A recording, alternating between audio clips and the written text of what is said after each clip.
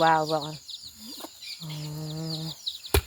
คอยถามสบอว่าเอามาไปใช้เขาเนี่ยหลังจากเมื่อนั้นคอยไปอาชาวบอบอกคอยว่าเขายังเหลือในนึงเนาะ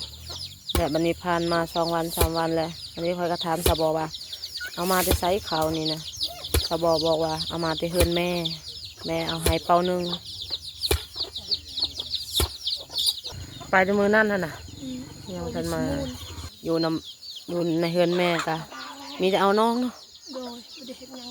บ่ได้เห็นยังเลยเอาน้องบัดนี้แหละสะบอหันไปสู่พัวทางแม่กะทุกข์แล้วบัดนี้บ่มีใครเอาน้องเนาะลำบากและข้าเจ้านะทุกคนเลยเขาเห็นแม่สะบอเนาะตอนสักเขาหายกะถือลูกน้อยๆไปหายน้ำแต่ว่าเฮ็ดจังได้แล้วจำเป็นเนาะสะบอก็คือกันแบบว่ามันเป็นเกิดเรื่องแล้วนะทุกคนเนาะเกิดเรื่องที่ว่าบ่ได้ตั้งใจ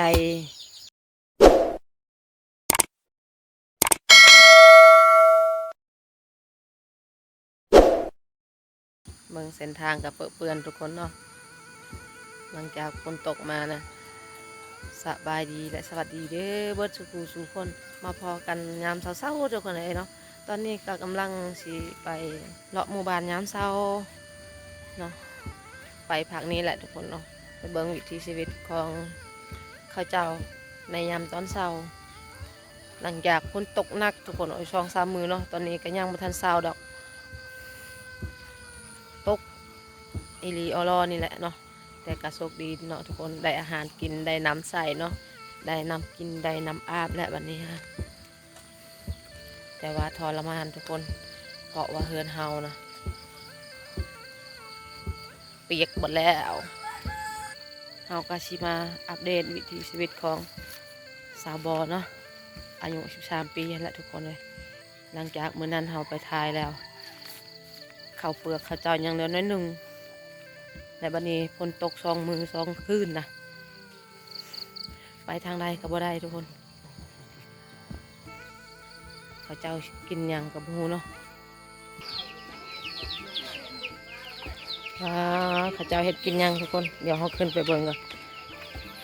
อย่าว้าวได้เขียนมีเขียดน้อยเพราะนั้นนะเขียดขายาวอะไรเนาะทุกคนเขียดตะปาดนั่นแหละให้ข้าวเจ้าได้ลายเนาะมื้อนี้เมื่อวานนี้ลายกว่านี้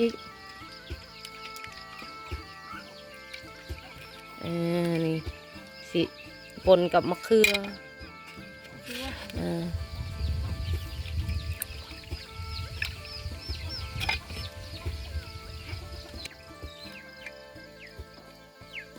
นี่แหละทุกคนเนาะเวลาฝนตกหนักๆแบบนี้ก็ได้อาหารกินเนาะได้เครียดนั่นแหละแต่การเฮากับไปคือกันเมื่อคืนนี้แต่ว่าเฮาได้น้อยนึงทุกคนบ่ได้หลายเป็นการเครียดแบบตากฝนเลยนะทุกคนเลยแล้วก็รู้สึกว่าคือสิเป็นไข้นี่แหละเนาะเพราะว่ามันหนาว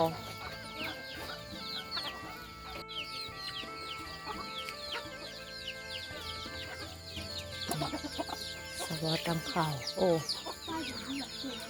ถ้าว่าฝนตกตำไม่ได้เลยสาบอยไม่บอกถ้าฝนตกตำนี่ใส่เอาขึ้นกินย่างเหรอมันแล้วก็มือทุกคนเนาะอ่อนเพลียเราบอกตำเขาเอามาเข้าที่ไซเนี่ยลงปีละว้าวบอกไปถามสบอว่าเอามาไปใช้เขาเนี่ยหลังจากเมื่อนั้นคอยไปหาชาวบอบอกคอยว่าเขายังเหลือในนึงเนาะแต่บันนี้ผ่านมา2 วัน 3 วันเลยอันนี้คอยก็ถามสบอว่าเอามาไปใช้เขานี่นะสบอบอกว่าเอามาไปเฮือนแม่เอาให้เป่านึง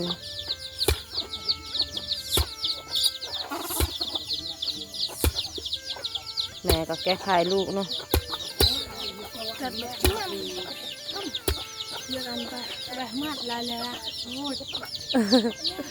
เห็ดย่างกะขี้ข้านนั่นละวอนแกแนวมันเลยเนาะคนมันแบบว่าคนพื้ผ้านะมันก็แบบนี้แหละทุกคน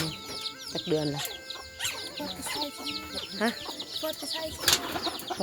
6 เดือนแล้วทุกคนเอ้ยเราถือผ้าเนี่ย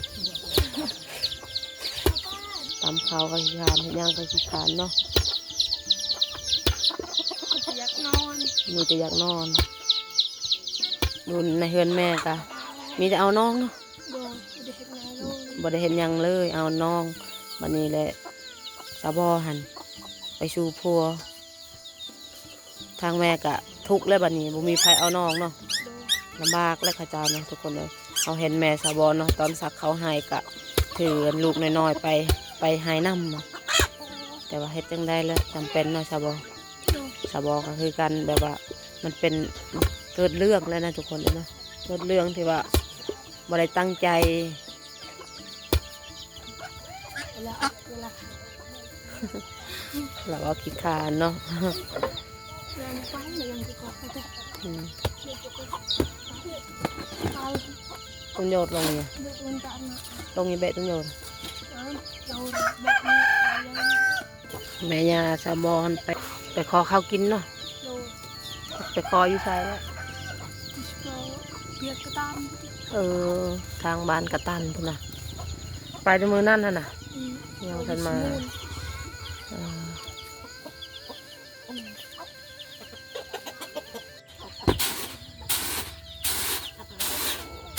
ครอบครัวของผัวชาวบอนนี่กา4 คนเนาะ5 คนนะแต่ว่าชาวบอนตำข้าวผู้เดียวเนาะ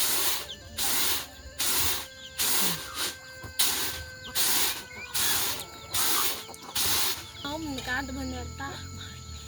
อันไปจำตานะมึงดูพี่ทำให้มัน อันสาเหตุที่ว่าสาวบอหันเรามาสู่ผัวเราเนาะทุกคนเพราะว่า ตอนนั้นก็คบกันกับผัวเราแล้วเนาะทุกคนแต่ว่าบัดนี้เกิดเรื่องแบบสาวบอถือพาเนาะถือพาอะไรบัดนี้หันสาวบอกลับมาสู่เฮือนผัวถือพากับ6 เดือนแล้ว6 เดือนนี่แล้วแต่สาวบอมาสู่เฮือนผัวก็น่าจะได้อยู่2 เดือนหรือว่าเดือนปลายนี่แหละทุกคนเลยเนาะสาวบอก็ถือพาแต่ตอนเป็นสาวนั่นแหละเนาะตอนที่ยังคบกันนั่นบัดนี้แหละเกิดเรื่องแบบนี้แหละสาวบอก็มาสู้แหละถ้าว่าสาวบอบ่ถือพาดิจ้ะบ่ชู้เนาะ อยากให้เขาแต่งเนาะมันสบาย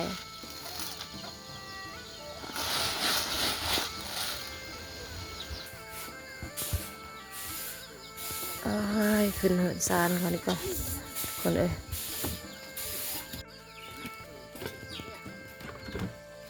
เรากำลังเห็นยังจินู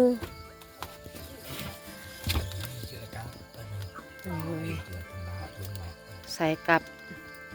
ใส่ตัวเดียวเหรอ ได้ตัวเดียวนั่นแหละถือกระลับ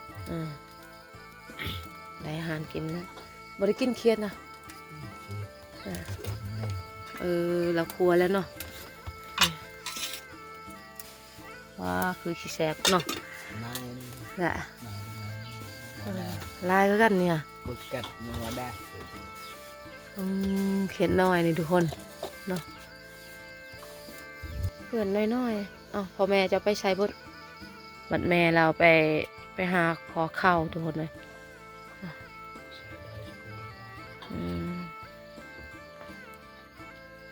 แล้วข้าวพายได้หายปอ1กันดิเขาไม่เท่านะข้าวรู้ได้ว่าเขาจะวาวมือนั้น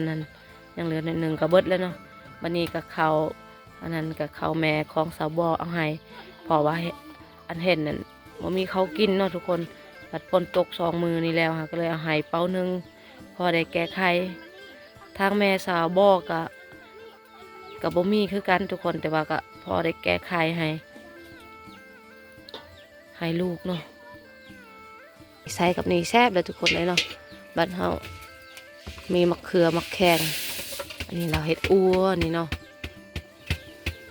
ตะอัวน่ะตะอันไม่บ่มั้ง ตายไม่รู้เลิกให้ไปนะสต็อป มานำแต่ตำข้าวก็ต้องตักน้ำมันนี่ ให้คนนึงหนักโคตายอันเตะแล้วอยู่เมียสตั้ง สต็อปมึง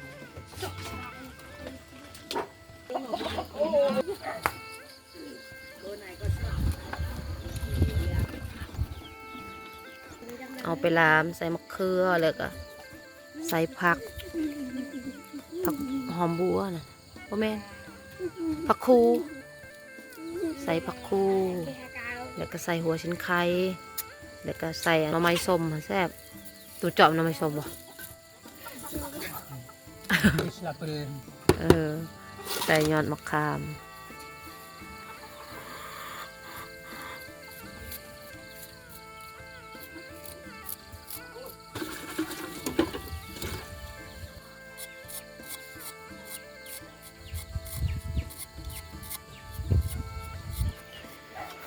ลามเขียดใส่กระบังนี่ทุกคนแซ่บเนาะชุดยอดเลยแซ่บอ่ะ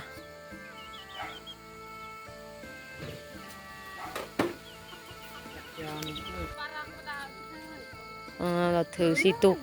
แต่ว่า2 ตุกเราเอามือ2 ตุกยังเลยอยู่น้ำมันแล้วเราเว้าฮะไหวเนาะสะบอว่าบ่ไหว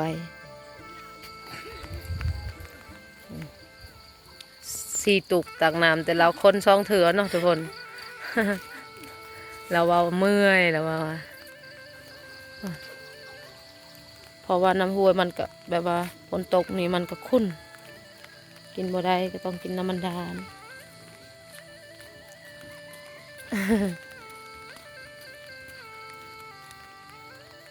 อันนี้นะเมียผู้อ้ายอันนี้เนาะทุกคนเมียอายผัวชาวบ้านแหละ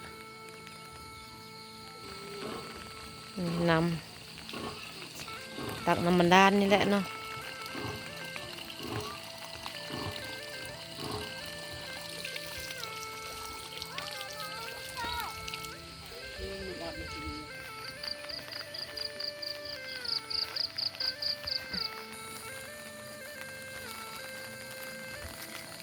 มาเลาะบ้านยามเช้าทุกคนเนาะมาอัปเดตการเป็นอยู่ของชาวบอเนาะแต่ว่าเขาเจ้าก็มีเขากินแล้วเนาะที่ว่าแม่ชาวบอเอาให้เป้าหนึ่งนะพอได้แก้ไขทุกคนเลยอันมันมีแบบชาวบอนี่นะเราอันคบกับผัวของเราอะไรเนาะตอนคบกันหันรายเดือนอยู่แต่กับบ่ได้เอากันบัดนี้ก็พระเจ้ากับโบคิดแบบว่าสิท้องอะนะเนาะสิท้องอะนะเด็กน้อยบุหูยังดอกนอนทุกคนได้แต่แบบมีแต่ลิ้นอะไรเนาะมีแต่คบไปนั่นแหละโดยความมวลซึ้งของเขานั่นแหละแต่บุหูว่ามันสิเกิดขึ้นนะแต่บัดนี้หันสาวบอหันตั้งท้องเนาะตั้งท้องตอนอยู่ในเฮือนแม่ก็น่าจะได้อยู่4 เดือน5 เดือนนะบัดนี้หันสาวบอกำไปสู่ผัวแหละบัดนี้เนาะถ้าว่าถือพาอยู่ในเฮือนพ่อแม่บ่ได้ทุกคนเลยต้องถ้าว่าเกิดลูกในเฮือนพ่อแม่ตัวเองนะต้องได้เสียควายอะไรเนาะที่ว่าจำฮีตประเพณีหั่นแหละในวันนี้หันสาวบอกก็เลยมาสู่ผัวนะถึงว่าบ่มีเงินขะดองขะยาทุกคนเนาะบัดมื้อหน้ามื้อในถ้าว่ามีเงินมีคำก็ต้องแต่งเอาเนาะฝนตกแบบนี้นะทุกคนเอ้ยครอบครัวไผก็มีแต่กินเขียดเนาะกินเขียดเพราะว่าไปเขียดออกลายเด้ยามฝนตกนี่เด้เดี๋ยวเฮาสิปิดคลิปก่อนทุกคนขอขอบคุณเด้อที่กดติดตามนะครับชมฝากกดไลค์กดแชร์เพื่อเป็นกำลังใจให้แน่แล้วพบกันใหม่ EP หน้าสำหรับ EP นี้ลาไปก่อนสบายดีเด้อแล้วก็ทุกคนสิตกหัว